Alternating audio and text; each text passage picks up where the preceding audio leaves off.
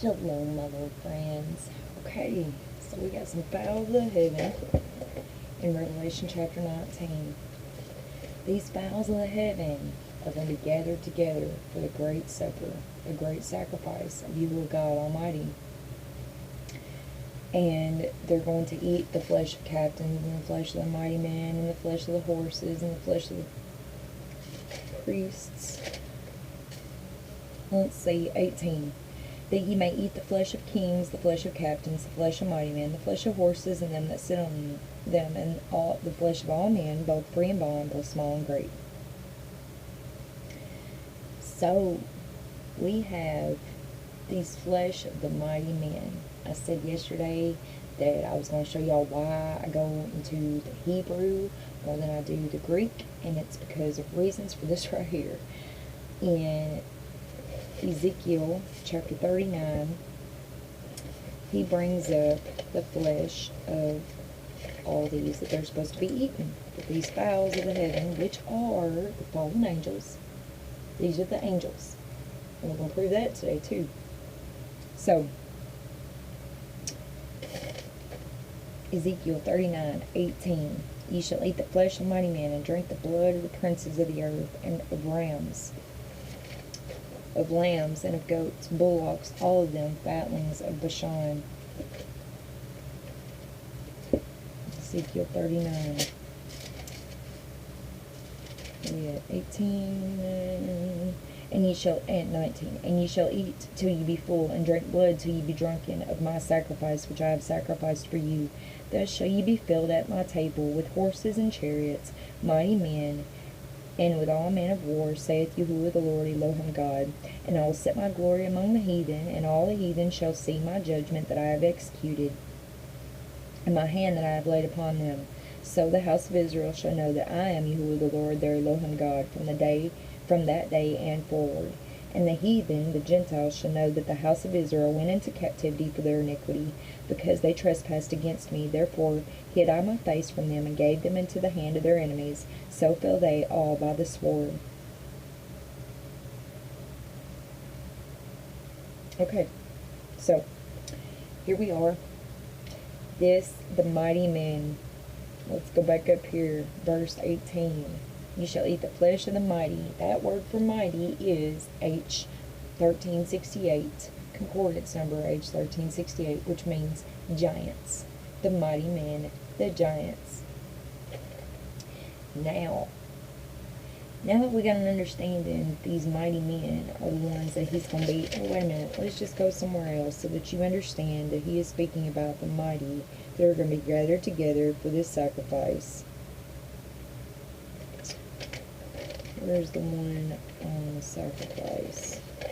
Got so much written down here, and I've tried to do this several times. There's just so much here. Okay.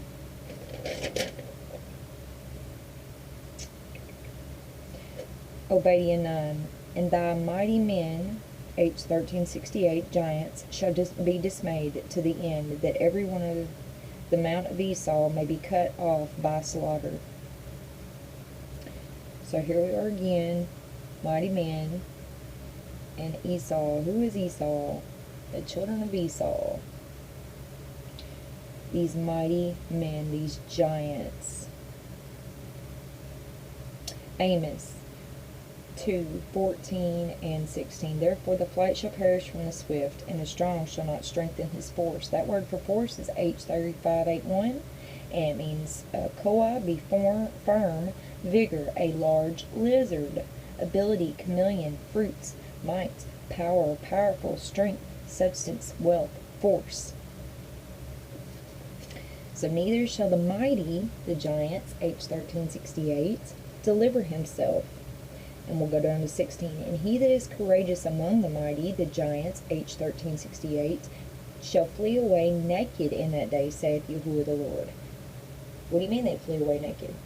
When Adam and Eve ate of the tree of the knowledge of good and evil, they automatically knew that they were naked. Our Father says that that Babylon will have to come into remembrance before him. So they will realize that they will be naked. They are naked. They will realize that they have committed much, much, much sin. But these will not be delivered, as he says. These mighty men, these giants, will not be delivered for what they have done. But their force, look at that.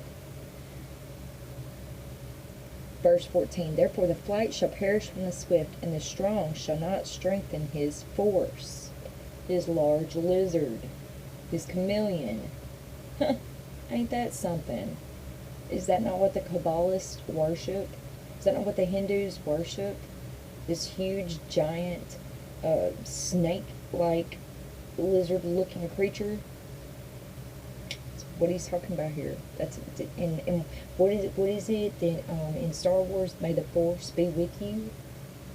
It's no coincidence. None whatsoever. None. Okay. Let's go to Deuteronomy 28. Excuse me, I'm so sorry. Deuteronomy 28. And let's read 14. And thou shalt not go aside from any of the words which I command thee this day, to the right hand or to the left, to go after their gods to serve them. But it shall come to pass, if thou wilt not hearken unto the voice of Yahuwah the Lord Elohim thy God, to observe to do all his commandments and his statutes which I command thee this day, that all these curses shall come upon thee and overtake thee. Let's go to verse 22. And Yahuwah the Lord shall smite thee with a consumption, with fever, and with an inflammation, and an extreme burning, and with the sword, and with blasting, and with mildew, and they shall pursue thee until thou perish. And thy heaven that is over thy head shall be brass, and the earth that is under thee shall be iron. Yahuwah the Lord shall make the rain of thy land powder and dust. From heaven shall it come down upon thee until thou be destroyed. Yahuwah the Lord shall cause thee to be smitten before thine enemies. Thou shalt go out one way against them, and flee 7 ways before them, and thou shalt be removed into all the kingdoms of the earth. And thy carcass shall be meat unto all the fowls of the air, and to the beasts of the earth, and no man shall fray them away. Here's the first mentioning of this fowls of the heaven being gathered together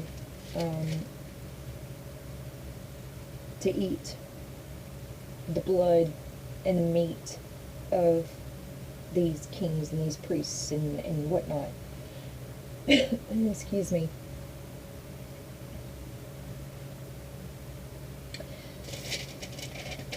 Let's go to Psalms 78, and let's start. I really wanted to read a bunch of this, but we're not going to, because it's a lot. Okay, 24, 78, 24. And had rained down manna upon them to eat, and had given them of the wheat of heaven. Man did eat angels' food, and he sent them meat to the full. He caused an east wind to blow in the heaven, and by his power he brought in the south wind. He rained flesh also upon them as dust. Excuse me. And feathered fowls like as the sand of the sea. And he let it fall in the midst of their camp round about their habitations. So they did eat, and were filled. For he gave them their own desire. They were not estranged from their lust, but while their meat was yet in their mouths, the wrath of Yahuwah God came upon them, and slew the fattest of them, and smote down the chosen men of Israel. Smote down the chosen men of Israel. The reason he smote them down is because they continued to worship these fallen angels, this ancient technology. But they didn't just do that. They were mixing their blood with these Nephilim, these fallen angels, children, the giants. Ezra chapter 9, the whole chapter, talks about this, but verse 1 through 3, I believe it is, it might just be 1 through 2, describes that the priests and the Levites took and mingled the holy seed with these specific nations, which are the nations of these giants, these Nephilim. So this is why our Father has turned away the chosen of Israel. He has gave them over to the desire of their own heart. They wanted to continue to mix their blood with these fallen angels, link themselves with these disembodied spirits of the giants. I believe that's why they're able to communicate with them easier, better, is because they literally have mixed their blood with these giants. But verse 49, he cast upon them fierceness of his anger, wrath, and indignation, and trouble by sending evil angels among them. These things have to happen for prophecy to be fulfilled. The fathers during Moses' time, they literally were doing exactly what they're doing now. And it's just gotten so overwhelming, to say the least, due to what they have done over time, mixing their blood, provoking our Father to jealousy with their technology, their graven images. Let's go down to verse 55. And he cast out the heathen, the Gentiles, that means Gentiles, also before them, and divided them an inheritance by line, and made the tribes of Israel to dwell in their tents, to dwell in the tents of the Gentiles. Yet they tempted and provoked the Most High Yahuwah God, and kept not his testimonies, but turned back and dealt unfaithfully like their fathers. They were turned aside like a deceitful bow, for they provoked him to anger with their high places, and moved him to jealousy with their graven images. So they provoked our Father to jealousy with their graven images. Let's go to 79, Psalm 79, 1 and 2. O Yahuwah God, the heathen, the Gentiles, are come into thine inheritance. The holy temple have they defiled. They have laid Jerusalem on heaps. 2. The dead bodies of thy servants have they given to be meat unto the fowls of the heaven, the flesh of thy saints unto the beasts of the earth.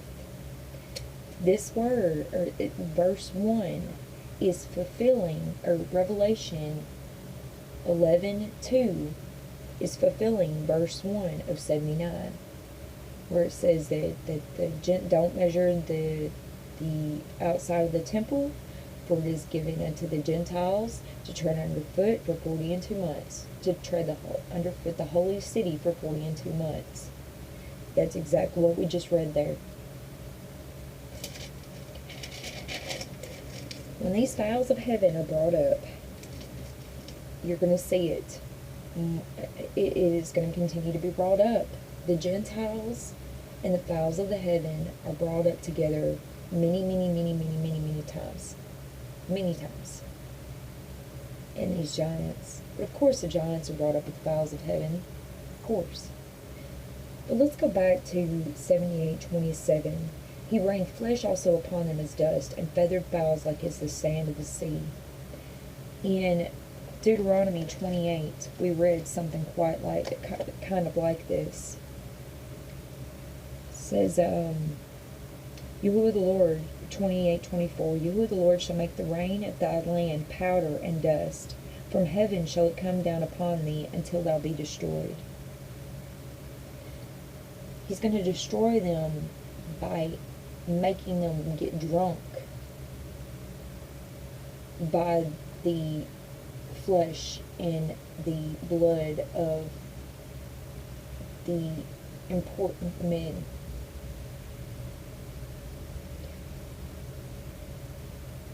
The latter rain is the mysteries revealed. It is everything done.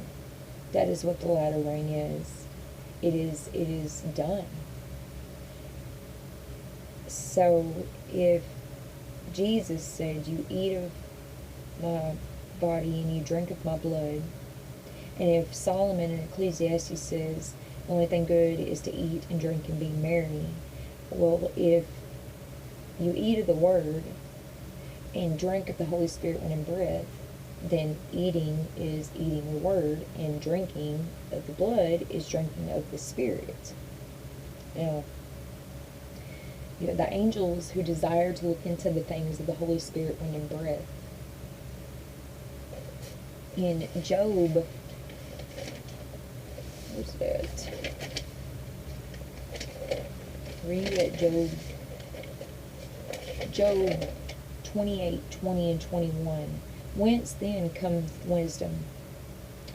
And where is the place of understanding? See, it is hid from the eyes of all living, and kept closed from the fowls of the air. Wisdom and understanding are two of the 7 spirits of the Holy Spirit. It's mentioned in Isaiah chapter 11, I believe it is. It says that the fowls of the air are kept closed, or wisdom and understanding are kept closed from the fowls of the air. So in 2 Peter, when he brings up that the angels desire to look into the things of the Holy Spirit when in breath, these are two of the Holy Spirit, wind and breath, of the seven that they desire to look into is wisdom and understanding. Job just described that to us. But it's kept closed from them.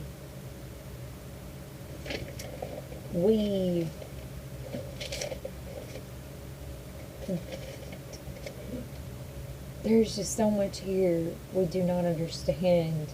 So much, but our Father is revealing to us over time, what is going on here, what these words mean, it's amazing. But let's go over to 1 Samuel 17. This is David who is fighting Goliath. And I never realized that this term was brought up in this story, but let's start at 43. And the Philistine said unto David, 17, 1 Samuel 17:43. And the Philistine said unto David, Am I a dog, and thou comest to me with staves? And the Philistine cursed David by his gods. And the Philistine said to David, Come to me, and I will give thy flesh unto the fowls of the air, and to the beasts of the field. Then said David to the Philistine, Thou comest to me with a sword, and with a spear, and with a shield. But I come to thee in the name of Yahuwah the Lord, Zavod of hosts, the Elohim God of the armies of Israel, whom thou hast defied. This day will Yahuwah the Lord deliver thee into my hand, and I will smite thee, and take thine head from thee, and I will give the carcasses of the host of the Philistines this day unto the fowls of the air, and to the wild beasts of the earth, that all the earth may know that there is a Yahuwah in Israel. Hallelujah. Interesting. The giant threatens David and says, I'm going to feed you to the fowls of the heaven. And David says, no, you're the one that's going to get fed to the fowls of the heaven. That's you. In Psalm 79:2, instead of Yahuwah in here talking about that he's going to feed the fowls of the heaven, the mighty men, the giants, and these that have mixed their blood, these Pharisees, the Sanhedrin, the ones that have defiled, blasphemed his name, done the wrong. He actually mentions his servants that are getting fed to the fowls of heaven, and the flesh of his saints to the beasts of the earth. So David was bringing up the same thing that was brought up in 1 Samuel 17, where the Philistines say, no, you're being fed to the fowls of the heaven, fowls of the air. You're not going to be able to defeat me. And David giving all glory to our holy creator, Yahushua. And he says, no, you're going to be given. Your carcasses are going to be fed to the fowls of the air and the beasts of the field. Very interesting. Very amazing. There's more going on here than what meets the eye. But we got to have ears to hear what the Holy Spirit, when in breath, is saying. One day he's going to reveal it to us. But right now, this verse 2, verse 1 and verse 2 is talking about the Gentiles who have deceitfully fed the saints to the fowls of heaven. To the beasts of the earth. And the dead body of the servants. Now, that one I don't quite understand. The dead bodies of the servants. Unless it's possibly talking about Jeremiah chapter 8, I believe it is, where they bring the inhabitants of Jerusalem, and the princes, and the kings, and the priests, and all their bones, and they spread them out before the hosts of heaven, all the ones that they have worshipped, and it says that they will be dung upon the face of the earth. So possibly that's what he's talking about here, but I'm not quite sure. But let's just bring up how our father Isaiah 49, 24, and 25. Now this is speaking to the house of the Gentiles. So here we are with the Gentiles again and the giants. Shall their prey be taken from the mighty, the giants, 1368, or the lawful captive delivered?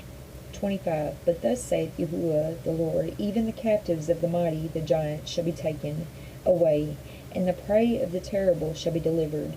For I will contend with him that contendeth with thee, and I will save thy children. Here he is again, bringing up the Gentiles and the giants.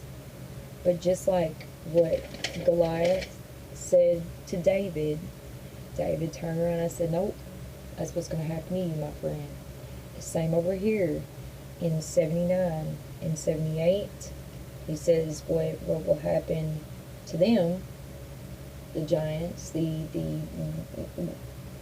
elites that have done wrong. And then in 79, he says what they have done to us. What they have done the same thing to us as he is going to do to them.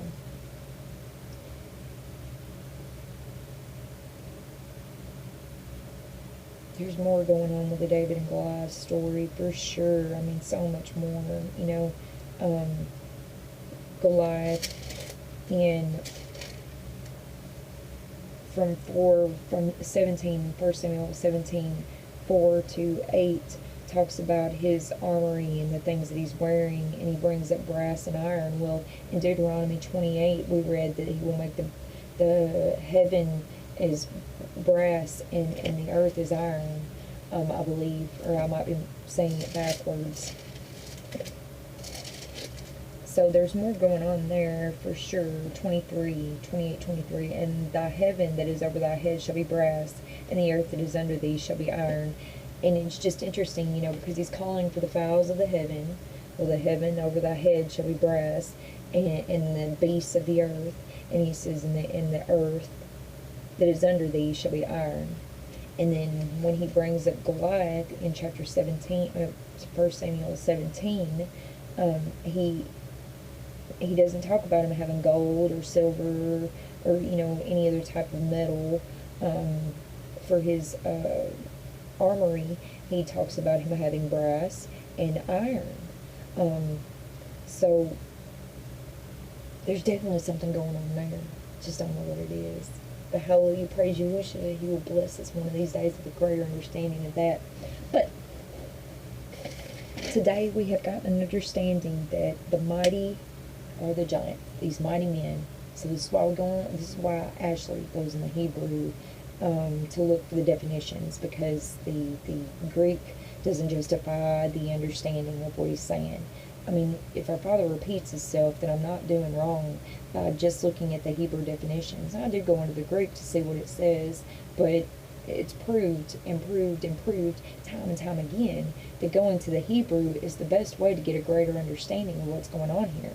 Because if it was mentioned in the Old Covenant, the Old Testament, before Revelation was even brought up, then what he's saying in the Old Covenant, Old Testament is exactly what Revelation is saying. So you can't really go wrong. Praise Yahushua Jesus. Well, I hope this has blessed somebody, and y'all have a blessed day in the name of Yahushua Jesus.